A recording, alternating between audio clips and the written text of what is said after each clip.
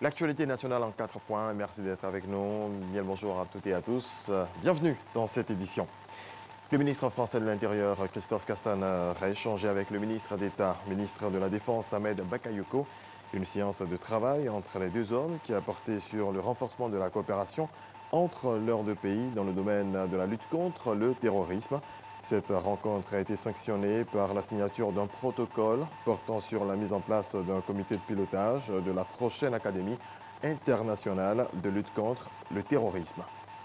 Enseignement supérieur, une rallonge budgétaire supplémentaire de la bourse à hauteur de 8 milliards de francs CFA. Cela a été possible grâce au président de la République. La nouvelle a été saluée par la plateforme des étudiants boursiers de Côte d'Ivoire qui a échangé avec son ministre de tutelle, Astou Touré.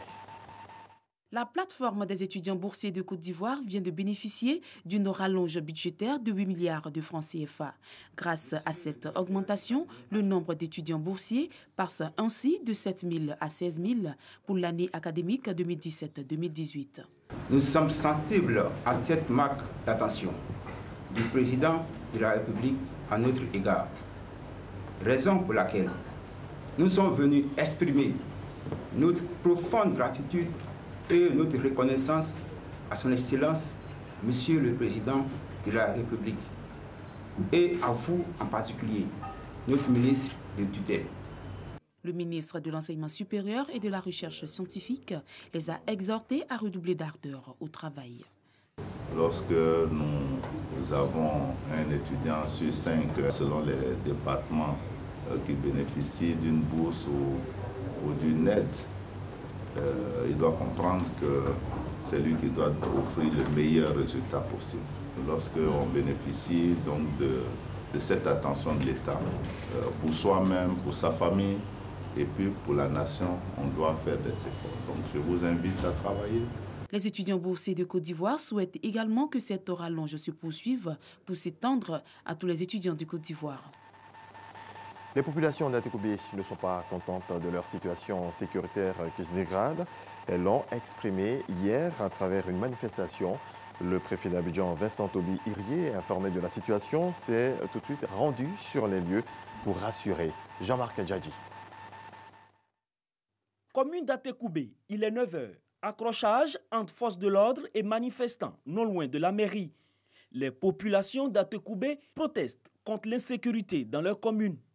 Elles revendiquent de meilleures conditions sécuritaires, notamment la réhabilitation du commissariat. L'objectif de cette marche, nous avons quelques points. Et le premier point, c'est le commissariat. Parce que notre commissariat n'est pas fini, ça empêche la police de travailler énormément. Le préfet d'Abidjan, Vincent Toby, rencontre les populations et les autorités religieuses de la commune. Le commissariat est en cours de construction. Parce qu'Atekou est important, ce n'est pas possible que vous restiez sans commissariat. Donc je suis venu avec toute la police demander qu'on aille parler aux jeunes.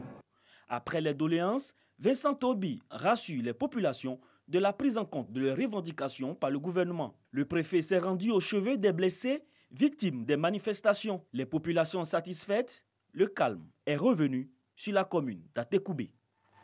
On termine avec le SILA, le Salon international du livre d'Abidjan.